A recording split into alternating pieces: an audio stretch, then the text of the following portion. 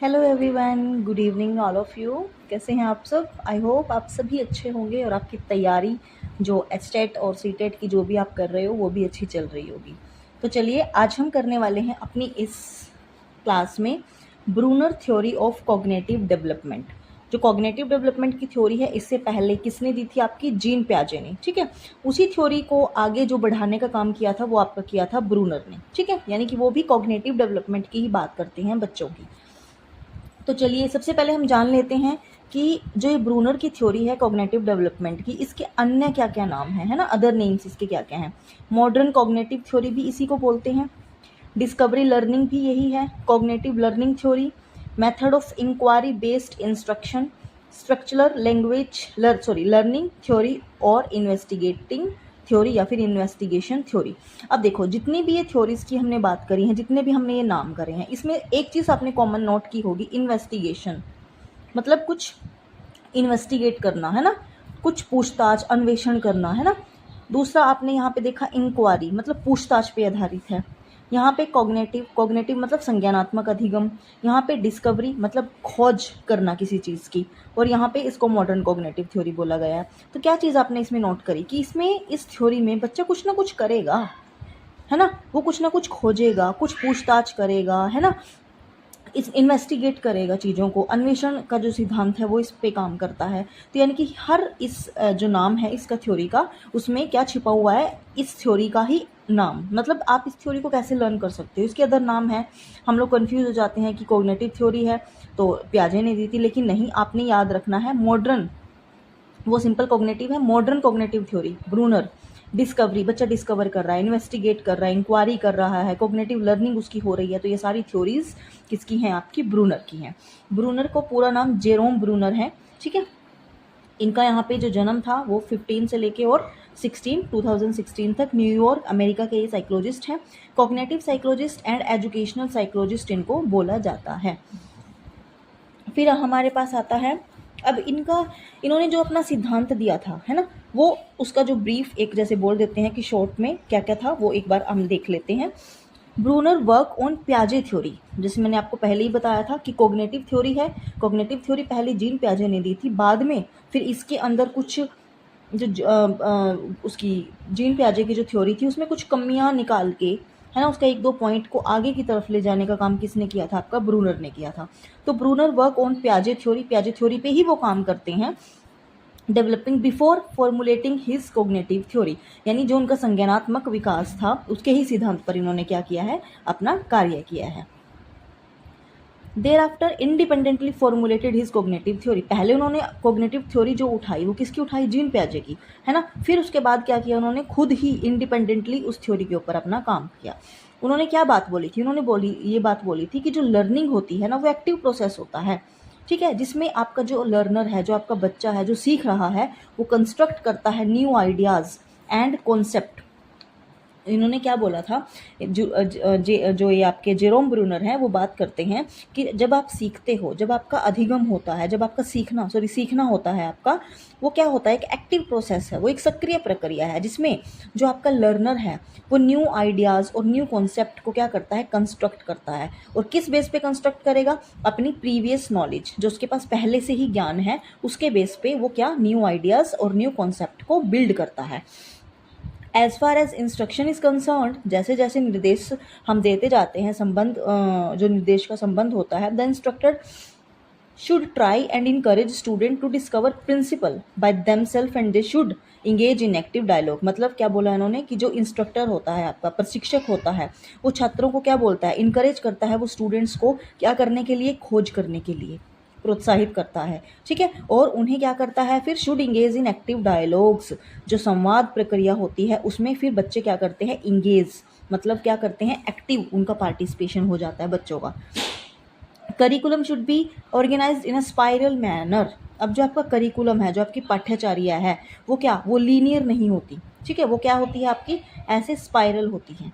ठीक है, और स्पाइरल जो आपकी करिकुलम की बात कौन करते हैं? आपके जेम्स ब्रूनर करते हैं।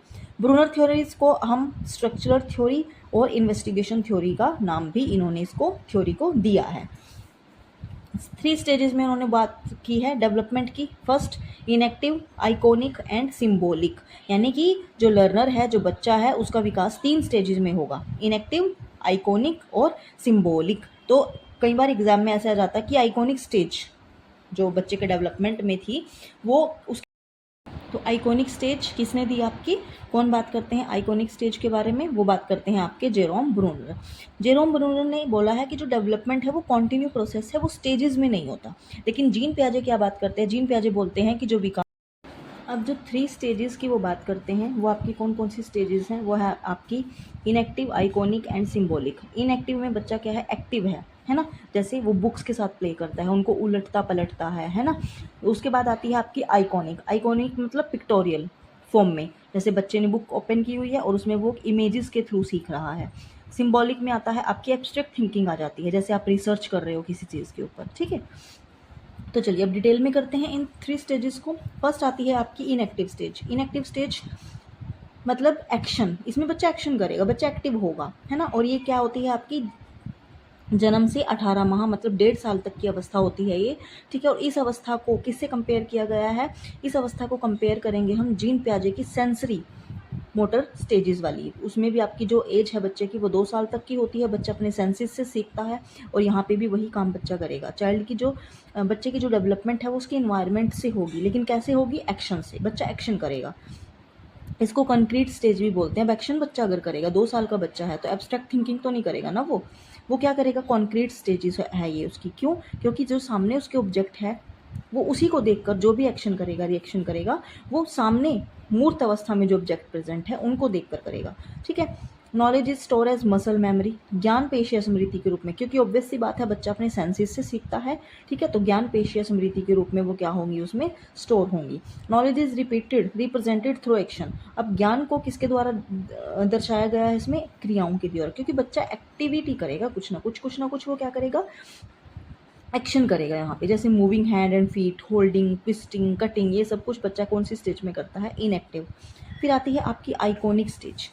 आइकॉनिक स्टेज में क्या आता है, आइकॉनिक मतलब सिंबल, मतलब पिक्चर फॉर्म में अगर आपके पास कोई है ऑब्जेक्ट, या फिर कोई आप बुक पढ़ रहे हो उसमें कोई पिक्चर आ गई, तो उस पिक्चर को देख के बच्चा क्या करेगा, फिर अपनी प्रतिक्रिया करेगा, अपनी एक्शन रिएक्शन जो भी है उसकी क्रियाएं, एक्टिविटी वो करेगा। कॉन्क्रीट प्रेजेंटेशन है जिसको बोलते हैं, स्टेज बोलते हैं, ये 6 वर्ष तक की आपकी अवस्था होती है। और इस अवस्था को जीन पियाजे की कौन सी अवस्था से कंपेयर किया गया है, इसको किया गया है प्री ऑपरेशनल स्टेज, जिसमें बच्चे क्या करता है, मूर्त रूप से हर एक क्रियाएं अपनी करता है। पूर्व संक्रियात्मक अवस्था से कंपेयर किया गया है। इसमें बच्चा क्या करता है, मेंटल प्रोसेस, मेंटली इमेजेस वो डेवलप हो जाती हैं उसकी, है ना। इन्फॉर्मेशन कलेक्ट कर लेता है, मतलब किसी चीज़ को उसने देखा और माइंड में वो छप जाती है कि अच्छा ये था तो उसका ये था, है ना। Thinking is based upon mental images, मतलब बच्चा अपनी जो थिंकिंग प्रोसेस है वो कैसे स्टार्ट करता है, जो इमेजेस उसके माइंड में सेट होती हैं, है ना, प्रीवियस नॉलेज की। सिंबॉलिक स्टेज, अब बच्चा क्या सिंबल से सीखेगा, है ना। और ये किसके ऊपर बेस्ड है आपका, बेस्ड ऑन लैंग्वेज। इसमें अब बच्चा क्या हो गया, 6 और 7 साल के बाद की ये अवस्था होती है। इसमें क्या होता है, जो इन्फॉर्मेशन है वो स्टोर होती है in the form of symbols या फिर in the form of code.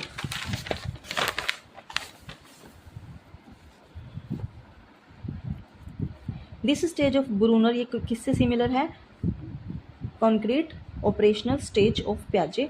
Symbol क्या है, फिक्स्ड है, फिक्स्ड रिलेशन है टू समथिंग इट रिप्रेजेंट, मतलब प्रत्येक जो चीज़, प्रत्येक जो प्रतीक हैं, जो सिंबल्स हैं किसी भी चीज़ का, उसका क्या संबंध दर्शाता है। इसमें most information is stored, most of the information जो स्टोर होती है वो किस फॉर्म में होती है, वर्ड की फॉर्म में होगी, मैथमेटिकल सिंबल्स के फॉर्म में होगी। जैसे हमें पता है कि ये प्लस है, इसमें हमें क्या करना है, माइनस है, इसमें हमें क्या करना है, एंड अदर सिंबल्स।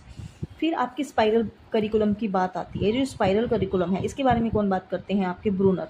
ये क्या बात बोलते हैं, ये बोलते हैं कि बच्चे का विकास कोई एक लीनियर फॉर्म में नहीं होता कि बस विकास हो रहा है और वो बढ़ ही रहा है, नहीं। बच्चे का जो विकास है, जो बच्चे की डेवलपमेंट है, वो स्टार्टिंग में क्या होती है, धीरे धीरे स्टार्ट होती है, ठीक है। धीरे धीरे स्टार्ट होती फिर एक टाइम पे ऐसा भी होता है कि डेवलपमेंट हमारी क्या हो जाती है, रुक जाती है, स्लो हो जाती है, एंड देन फिर क्या करती है, इंक्रीज करती है। फिर कोई स्टेज या कोई एज ऐसी आती है कि हमारी डेवलपमेंट रुक जाती है। रुकने के बाद फिर धीरे धीरे धीरे धीरे ग्रेजुअली वो क्या होती है, इंक्रीज होती है। तो ऐसे जो आपकी डेवलपमेंट है वो क्या होती है, एक स्पाइरल फॉर्म में होती है, ठीक है। ये लीनियर फॉर्म में जो डेवलपमेंट है उसकी बात नहीं करते हैं। उसके बाद आती है स्कैप फोल्डिंग। स्कैप फोल्डिंग क्या होती है? आपकी ढांचा। स्कैप फोल्डिंग को क्या बोलते हैं? एक तरह का ढांचा, ठीक है। और ये 1976 में ब्रूनर का ढांचा निर्माण का जो सिद्धांत है वो आया था। अब स्कैप फोल्डिंग क्या होती है? स्कैप फोल्डिंग की अगर हम बात करें तो स्कैप फोल्डिंग में होता है, ये एक तरह की सपोर्ट होता है, ठीक है। जैसे मान लो अब मैं हूँ, ठीक है, मैं एज अ लर्नर आपसे बात कर रही हूँ, मान लो, ठीक है, मैंने कोई टॉपिक समझना है और मेरे को वो टॉपिक आता नहीं है, तो मैं किसकी हेल्प लूँगी? या तो मैं किसी टीचर की हेल्प लूँगी, या मैं किसी ऐसे अपने किसी फ्रेंड की हेल्प लूँगी जिसको वो टॉपिक प्रॉपरली आता है, अच्छे से आता है, ठीक है। उनकी हेल्प से मैं क्या करूँगी? उस टॉपिक को कवर कर लूँगी और वो मेरे को समझ आ जाएगा।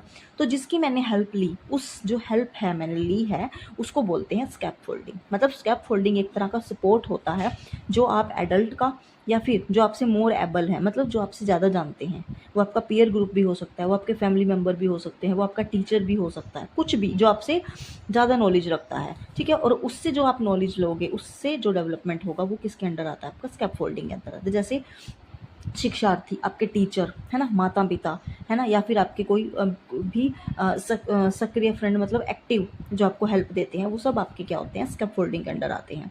When children get support they gain more confident and independence and confidence. Obvious सी बात है, अगर आपको किसी चीज़ के बारे में ज़्यादा नॉलेज है, आपको उस टॉपिक, मान लो मैं हूँ, मेरे को किसी टॉपिक की अच्छे से नॉलेज है, तो मेरे अंदर क्या होगा? इंडिपेंडेंस और कॉन्फिडेंस बिल्ड होगा, ऑब्वियस सी बात है, ठीक है। स्कैफोल्डिंग इज गिवन, और स्कैफोल्डिंग तब तक दी जाती है जब तक बच्चा क्या नहीं हो जाता? इंडिपेंडेंट, है ना। मान लो अब मेरे को अपने बच्चे को कोई चीज़ सिखानी है, ठीक है, मैंने एक बार बता दी उसको, लेकिन उसने नहीं की, तो मैं क्या करूँगी? बार बार सिखाऊंगी उसको जब तक उसको वो चीज़ नहीं आएगी। तो स्कैफोल्डिंग तब तक दी जाती है जब तक बच्चा क्या नहीं हो जाता? आपका इंडिपेंडेंट नहीं हो जाता। और फादर, ये पॉइंट आप नोट कर लेना, फादर ऑफ डिस्कवरी, अब डिस्कवर कर रहा है बच्चा, तो ऑब्वियस सी बात है कौन है? Jerome Bruner. तो फादर ऑफ डिस्कवरी लर्निंग कौन माने जाते हैं? आपके ब्रूनर साहब, ठीक है। तो चलिए, ये था आज की थ्योरी, ब्रूनर की थ्योरी, ठीक है।